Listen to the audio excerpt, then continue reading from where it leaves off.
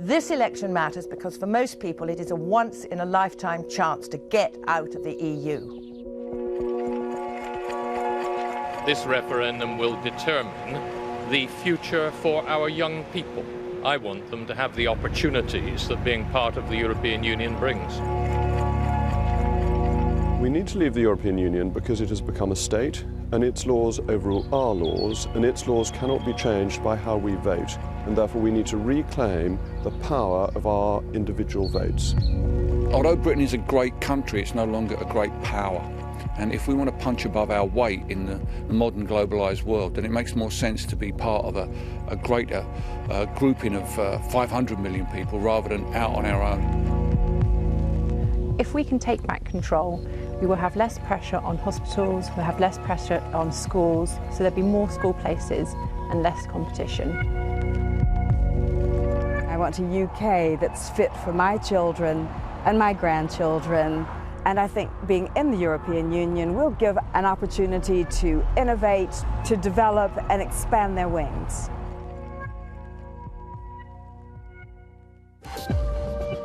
It's not just me, it's people across the country who want to take control of their own destiny rather than having their laws made in Brussels. It's not perfect by any means, but it works. Absolutely no reason why people should listen to me more than anybody else. I'm one person with one opinion and everybody has one vote. I'm just an ordinary person who's tried very hard to understand the issues around this referendum. I'm not a politician, but I am a mum, I run a business, and my views represent those of the ordinary public. This isn't a political vote, it's an issue for the country. I think everybody has a point of view on this, a different perspective. I'd like to offer up my perspective. Politics is too important to be left to politicians.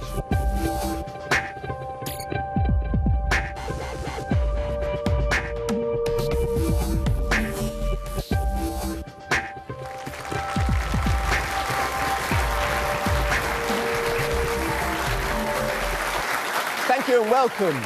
Good evening from the Cathedral Choir School in Bristol to debate the biggest political question possibly of our lives. Europe, are we better in or out? You've already seen our panel. They're poised and ready to take questions. Now, half of the audience here are for Remain and half for Leave. They have only one thing in common. They're all local and all their questions are rooted in issues that are most important to us here in the west of England. Our first question is from Dr. Andrew Miller, and he's from Gloucester. Dr. Miller. Thank you. Does the panel believe the West's economy will be better or worse off if we leave the European Union? Does the panel think that we'll be better or worse off? It gets right to the heart of the issue. Billy Bragg. Well, I think the West Country has a slight problem in the UK being so far from the centre of power, and London has become more and more powerful in the last few decades. Our membership of the European Union allows Brussels to see the Southwest as a region and to send money and support centrally from Brussels. So I think our membership of the European Union gives us access to another set of funds that allow the economy here, particularly in terms of farming, allow the economy here to work really well. So I think we'd be better off to stay in. Okay. Liz Bilney. I think our economy would be much better if we left the EU.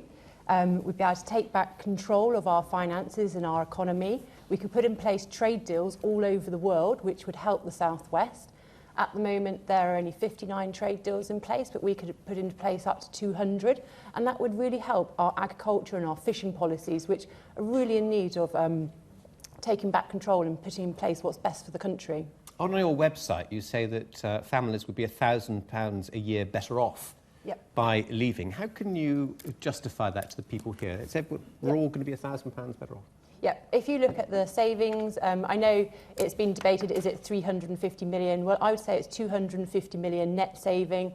So that could come completely back into your pockets. It's up to the government what they do. They could lower taxes, or else you could see 17% saving on its own just through removing the common agricultural policy.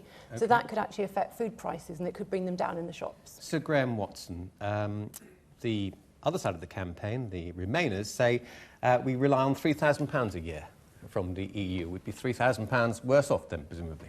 Look, every respectable study shows there would be some economic damage to leaving. Now, some of those on the quit side are saying, well, it's worth paying that price for getting back our sovereignty.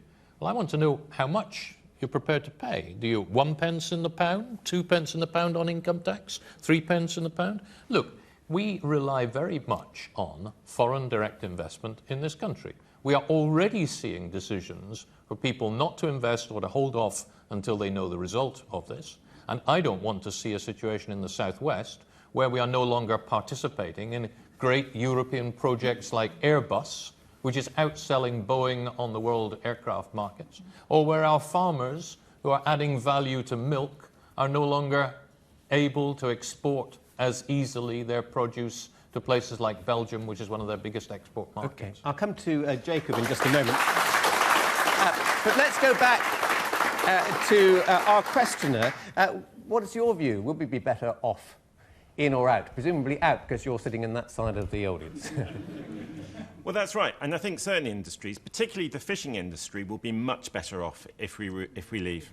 We haven't got much of a fishing industry, have we, in the West Country? Jacob Rees-Mogg. We had a great fishing industry and it was destroyed by membership of the European Union. We had a great fishing industry in Cornwall, we had a great fishing industry in Grimsby, and we should have a concern for our whole country. But on this point, lots of economists say that there's a risk. How many of these brilliant economists forecast the crisis in 2008? And they're the same people forecasting Armageddon now. They didn't forecast anything then, but we would be better off leaving because what the EU does fails. The Common Agricultural Policy wraps farmers up in red tape. It gives them our money but takes a big cut for the European Union. It makes consumer prices more expensive because there's nearly 1,000 pages of tariffs on goods coming into this country. We've already discussed fishing, and the euro, though we're not a member, has been a disaster for member states that are in. It's really held back the European economy. The European model economically has failed. If we were outside it, we'd have a chance to take back control and make our own decisions on a democratic basis. Okay.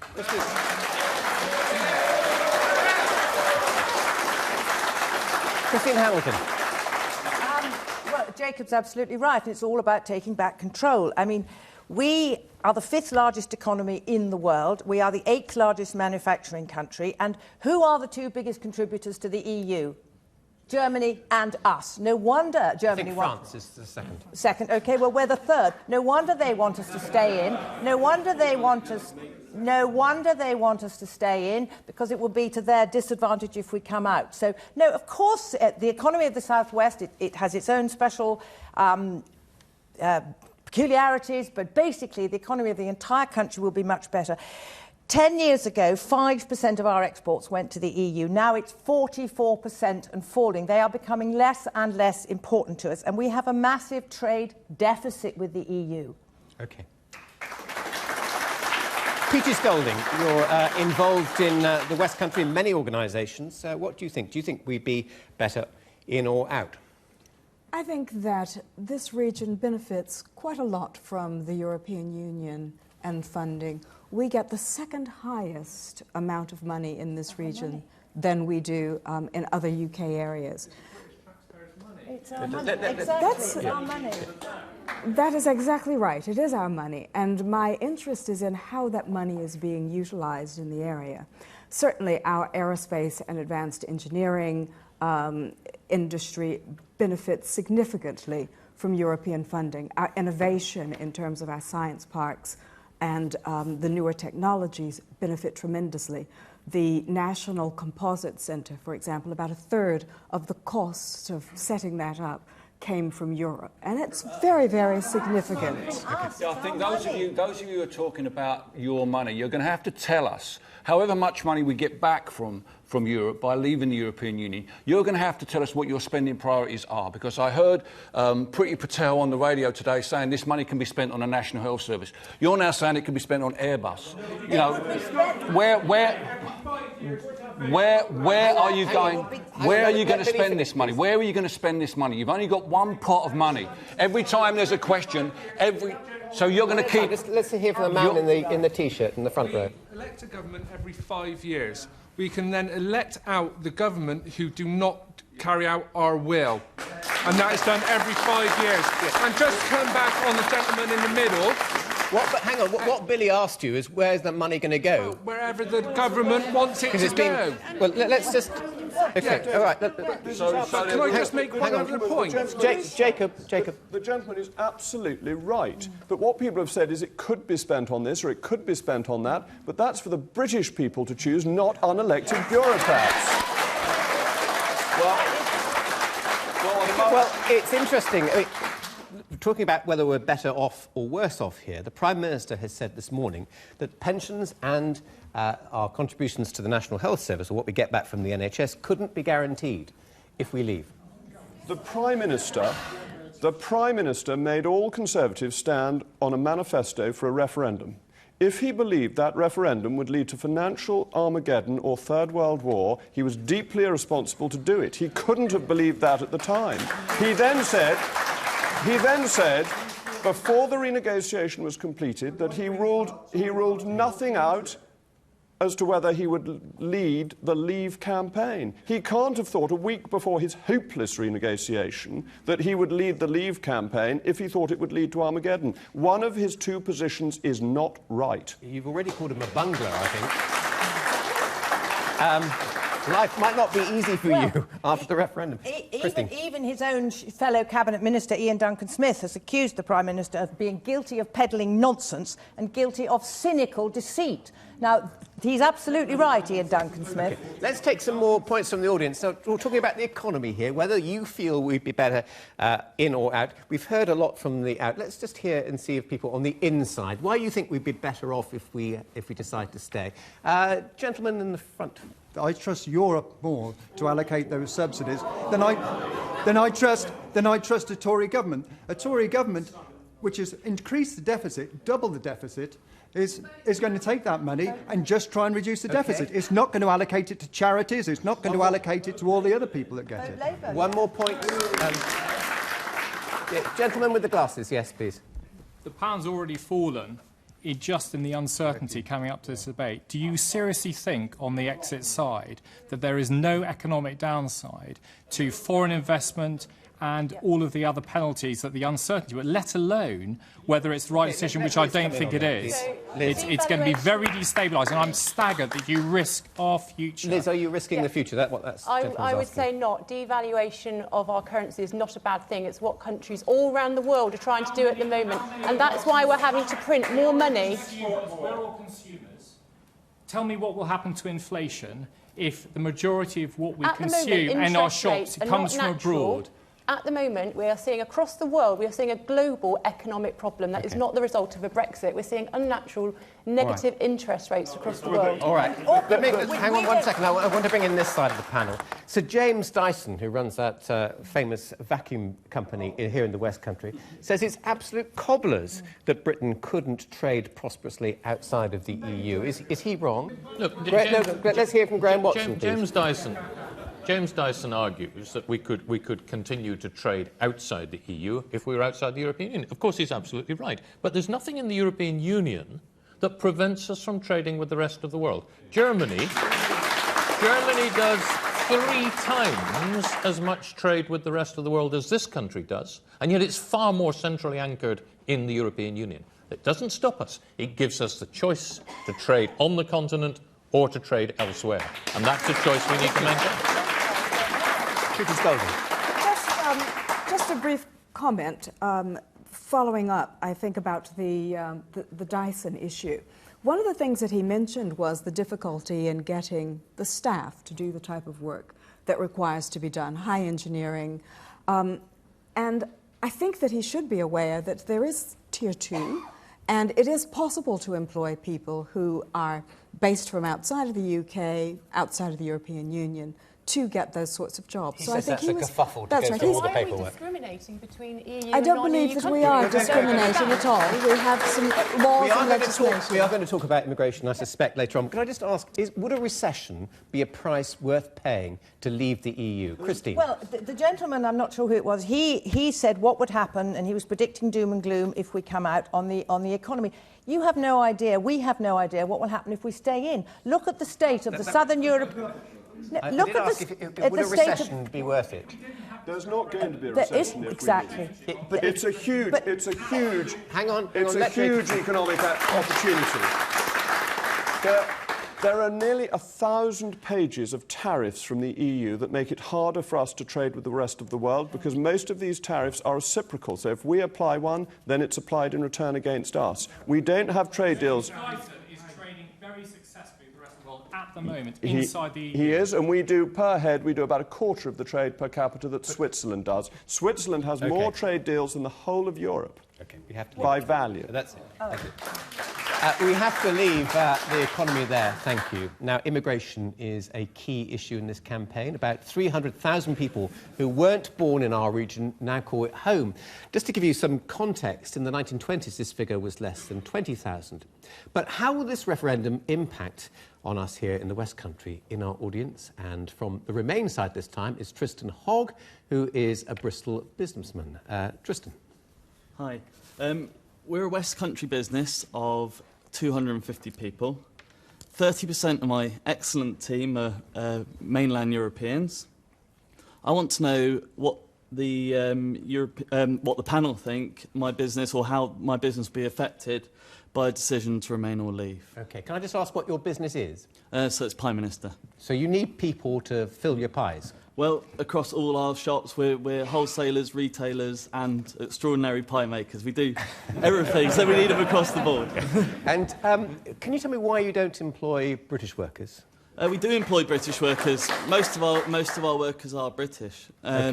But actually, there's far more manufacturing jobs, particularly food manufacturing jobs, than British people actually want. So that's why we employ quite a lot of Europeans. Graham Watson, what would the effect be on his business or businesses like it? Well, I think it would be huge. I mean, I'm very worried that if you leave the European Union and you say, right, we're not going to have migrants from other European countries, then our economy is going to suffer. And it's not just pie making. Nobody's saying If you look at the slaughterhouse in Langport, where I live in the middle of Somerset, most of the employees are from other countries because local people, well, we haven't had as many kids, so there are fewer young people around, but local people don't want to do that kind of work for little over the minimum wage.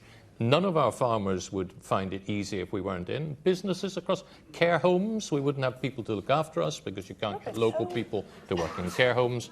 The reality is the economy would suffer seriously, or we would have to bring in the same number of migrants but from elsewhere in the world. Liz, you run a business. What's being suggested there is quite ridiculous, because by bringing back and putting in place our own immigration policy, all you're simply doing is controlling the numbers of people who are coming in, and actually you can improve the skill set because you can look at the skills of the people wanting to apply to come into the country and pick the best people for the jobs. So if you have a pie maker, you'll be able to choose which people apply for the jobs. You won't have to discriminate between EU and non-EU countries. That's the whole point. And how are we going to choose the best people to pick cabbages?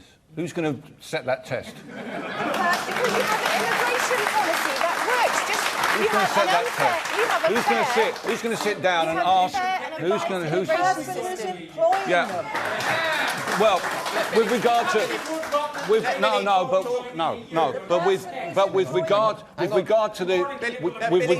no, actually, that's not a fact, mate. That's not a fact.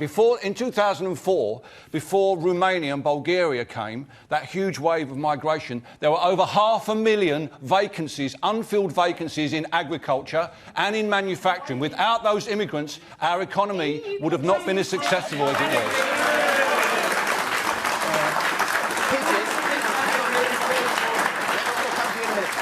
Peters, is it right, morally, that we're bringing all these people from the EU to do jobs that we don't want to do?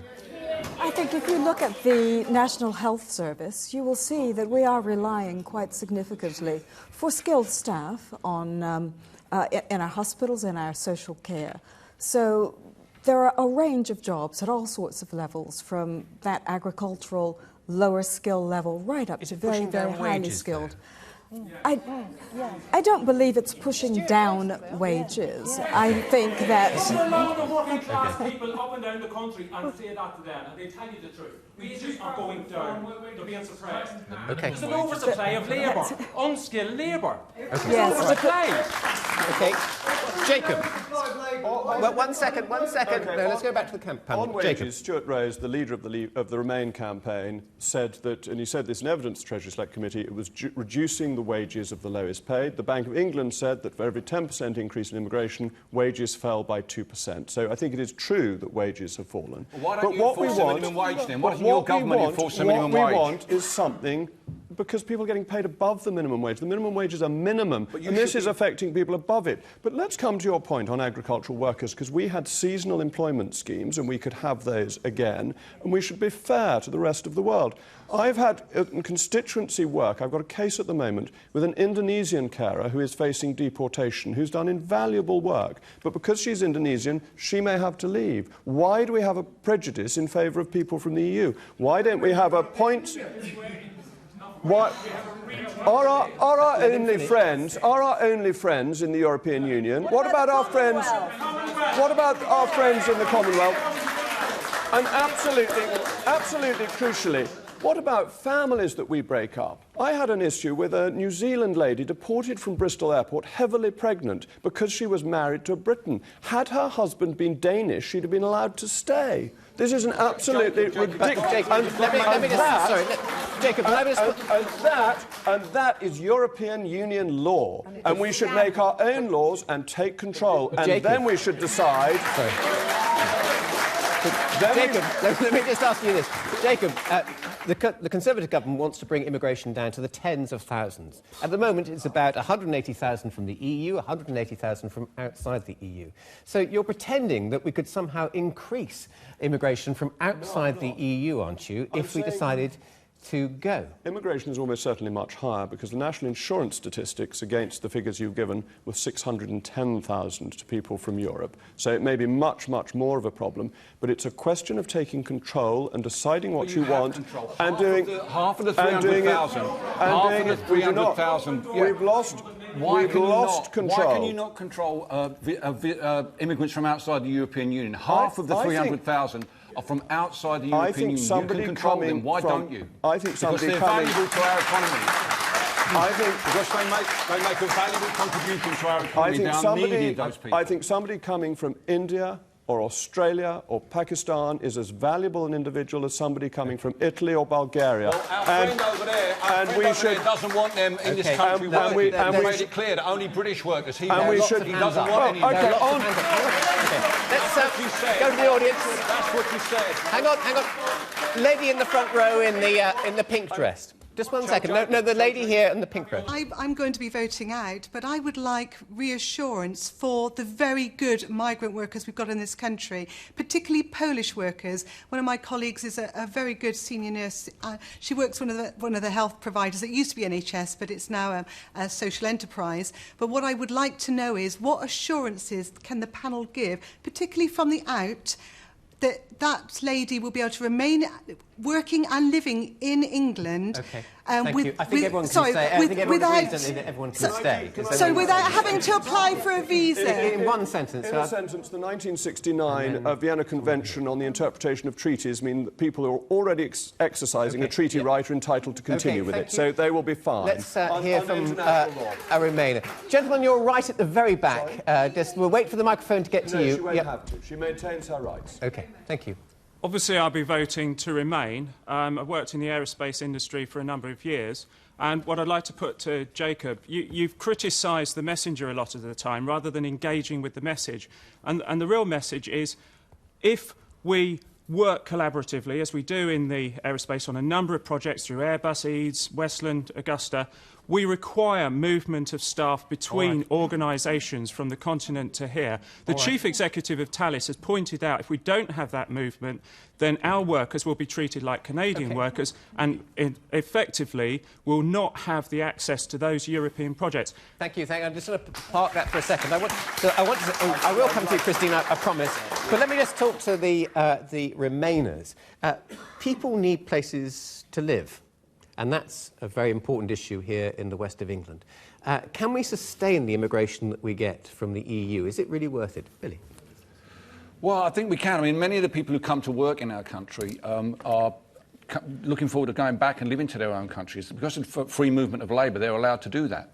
And I think the problems we have, I mean, here's one of the problems. This is a very important problem here. We're talking about immigration and housing. So often, and particularly, I'm sorry to say, in this debate, the immigrants have become a scapegoat for problems that are actually domestic problems. The fact we haven't built enough houses. We haven't built enough houses. And I fear that, although Jacob, and I think the Leavers make a fair point about some controlled immigration, there are many people who will vote to leave who think and believe that this will mean there will be no more immigration. It's got to be made absolutely clear that immigration won't be a scapegoat. OK, Christine Hamilton.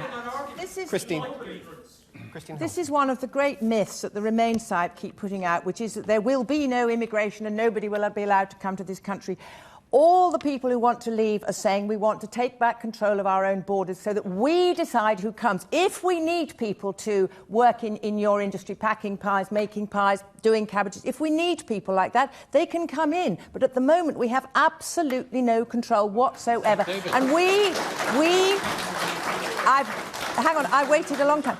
We are adding a city the size of Cardiff to our population every single year. Now, we cannot go on doing that. We just can't. There is a limit. We're having to build a new dwelling, not a new house, every 7 minutes. Because people in this country have an automatic right to go and look for work on the continent, to reside there, to study there, to live there, to work there, to marry, to buy property, even to seek hospital treatment if they want. It has vastly expanded freedom for people in this country as well. Thank you very much. Well, you can join in the debate on our Twitter page using the hashtag EURefWest. It's on your screen right now. We'd love to hear what you think. Perhaps your mind has been changed, maybe not. Now we move on. The West is an agricultural region with a long tradition of producing food. We're one of the biggest exporters of lamb to Europe in the UK. So to kick off our discussion on farming, James Small from Blagdon. James. Food and farming is vitally important to the West Country. And as a Somerset sheep farmer, I'm aware that around 38% of the lamb that we produce here in the UK is exported to the EU. How will my future look after the referendum? OK, thank you. How will his future as a sheep farmer look after the referendum? Sir Graham, can you give him any clues? Well, I mean, nobody can tell you for sure what will happen because it will depend on what agreements we could negotiate with our continental partners if we were not a member. One thing is absolutely sure. They are not going to allow us to have all the advantages of membership without having bearing any of the duties or the costs of membership. So quite possibly you will face tariffs on the export of your lamb. How much would it be? How much per lamb? Well, it depends on whether you move on to WTO standards or whether there is some special deal struck. But the reality is you will likely find it far more difficult to export your produce than you do as a member of the European Union. OK. Liz Billing. It will be more difficult to export because we can negotiate our own trade tariffs. And at the moment, the weighted average of trade tariffs are only 3.6%, so they're actually quite low to start with. Sorry, I don't understand what that means. It means that the average trade tariff, the weighted average trade tariff is 3.6%. So there's a misconception that trade tariffs are high, and that's before we've even started to negotiate. We are a strong, intelligent country, and we will be able to take control and put in place our own trade tariffs. So can you give him some reassurance, because it's his business? He's telling you from the cold face, as it were, that he doesn't think that's the case. Am I right there? Well, I think what we face here within this country is that we're actually quite an expensive place to produce food, due to various reasons, so some of that's domestic law. And you spoke earlier about actually being able to lower food prices. Food prices are already very cheap, relatively speaking, to what they have been. Now, in that sense, you're actually talking about potentially decimating UK farming to bring in cheaper imports from abroad, as opposed to actually trying to protect what we have here, which I would have thought would be a matter of national security and actually looking after a vitally important David production Cameron of food. has already pledged. Peaches, are you a farmer? Have you ever been on a farm or done much farming? Well, my grandmother was a farmer. So the first thing I want to do is to congratulate this gentleman for exporting, because that's very important for us. And certainly in terms of Europe, we do get some subsidy, And it goes not necessarily into production, but certainly into issues like animal welfare, issues like food safety, and issues like environmental protection. So our farming is extremely important, and in this region, I guess, some 50+% of our economy is agricultural based. Why should the EU, though, tell farmers what size their paths should be on the farm, for example? Well, because it's a single market, it has to be a level playing field. And so, therefore, the rules have to be the same right across the European Union. That's the rules of being part of the market. And because we have 70% of our food, 70% of our exports, food exports, go to the European Union, and 60% go and 70 come, and it allows us to get our food from much closer. And I worry very much about the idea of deregulating farming. Remember what happened when we deregulated the abattoirs? Remember what happened to farming then? Remember what happened with BSE? We have to be very, very careful that we decide we're going to have a bonfire of regulations around agriculture, because it's absolutely essential to our welfare. The man at the back is very patiently waiting. Yes, sir. The idea that you're going to lose a market is rubbish. Let me take you an island called Fula. It's 25 miles off of Shetland. So you've got to bring the lamb from Fula to the mainland of Shetland, then bring it on another ferry over, then another ferry, and that all goes to Italy. Now, that cost is very, very high. Talking about deregulation and everything else and tariffs, New Zealand has no support for at all, no subsidies whatsoever, and it's making it. Let's go back to France for a minute. Do you know where all the money goes from the Common Agricultural Policy to the production of sugar and the biggest reception of it? I take your point. You're saying we should get our lamb from New Zealand and not from Shetland. I'd rather have lamb from Shetland, mate, frankly, I'll be honest with you. Jacob, you're a Somerset MP. The majority of farmers in your constituency will get a cheque from the EU every year. Why would they want to give that up? Well, because it's our money, and it's very important that we continue supporting farmers. I agree with the gentleman that for food security, we need a thriving agricultural industry. But we want to allow farmers to be freed from some of the red tape, and I think particularly of the three-crop rule that has been very hard on some of our farmers locally. But I also want to come to your main point, and that is on how we trade in future. Crucially, there's Article 50 on the Treaty of the Functioning of the European Union, which sets out how we leave and the terms we would get. And there's a very good report by the House of Lords committee that looks into this, saying they've looked back at how that article came into the treaties. And the whole purpose of it was to avoid an economic shock for both sides if somebody left. And I'll just point out one final thing. Very quickly, please. On our total trade picture on food and beverages, we import £26 billion worth of food and beverages. We export 10.8. So our negotiating position is incredibly strong. If you take beef, we import over £800 million of beef. You could guarantee, could you, that the subsidies that come from the EU will be replaced by subsidies paid by the British government? They're not subsidies, they're payments to farmers for meeting certain conditions. And farmers in North East Somerset get very irritated when they're called subsidies. But the reality and in is return, that most of Jacob's farmers don't want to come out, as James no, that's not. Opinion polls show farmers do. Very quickly, please, Christine. Sorry, our time is racing. I completely understand why farmers are concerned, because, yes, they do get money from the EU, but first of all, it's our money in the first place, and for every £2 that we put in, you only get £1 back. Secondly, far more subsidy from the EU goes to the inefficient French farmers, for example. You look at the average French farm, it's a couple of people, and a lot of the subsidy goes not to the West Country farmers, it goes to the big sort of grain barons over in the east of the country. And the subsidies were there before the EU arrived, and they'll be there afterwards. And Okay, our time is racing fast.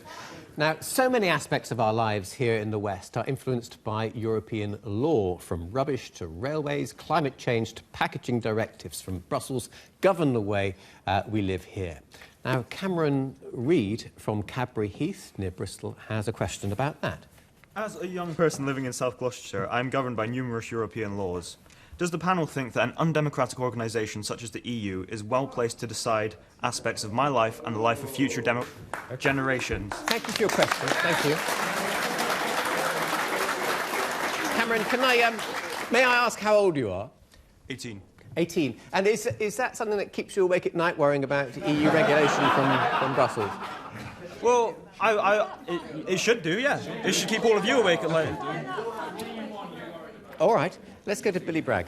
I mean, it's a reasonable point that lots of people feel that they cannot control who governs. The undemocratic nature of the European Commission is something that troubles a lot of us. We would all, those of us who wish to remain, I personally, I'm not really in or out. I'm what you might call an okey-cokey voter. I want to shake it all about. You know, I want to make it into a better European Union. But the thing is, the Leavers are a bit fly with this, because Boris Johnson said the other night that on the European Commission, only 3.6 of the members are British. Well, that's what you get if you divide 100% by 28. You know, there's only 3.6 French commissioners there. So we do get our opportunity to put these laws together. And I actually vote in a European election, and I elect someone to represent me in Brussels. And I think you could do that as well now you're 18. OK, so Graham,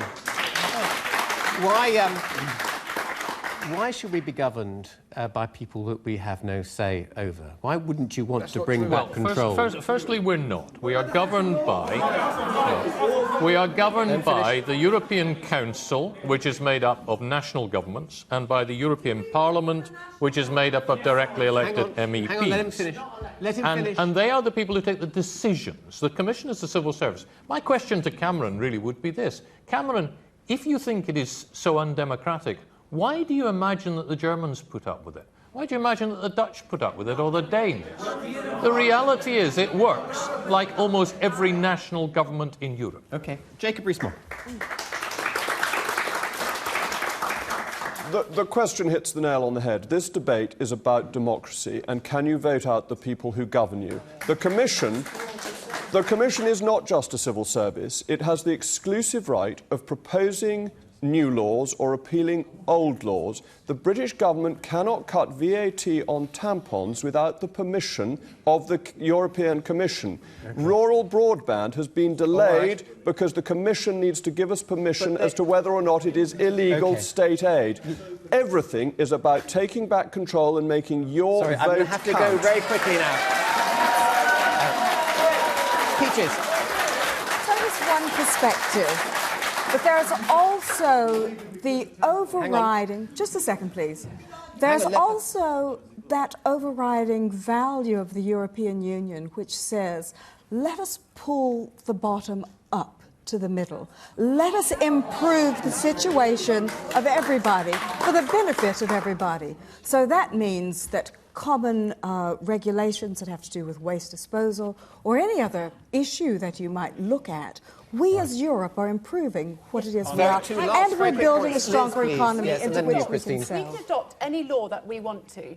So if we like any of the EU regulations or directives, we can choose to take them upon ourselves to adopt them into our law. At the moment, 66% of our laws are influenced by EU regulation. It is 60%. If you take primary and secondary legislation, if you take primary and secondary... One second, sir.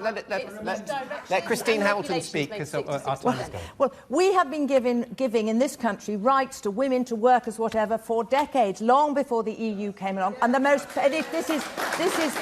this is all about democracy, and the most powerful image that we have in this country of democracy in action is the removal van outside number 10 after an election, and we don't have that as far as the EU is concerned. We've got to wrap it up. Cameron, are you reassured?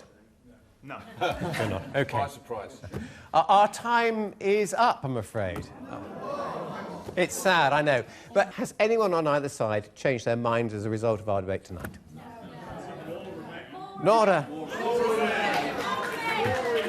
a sausage. OK, our time is up.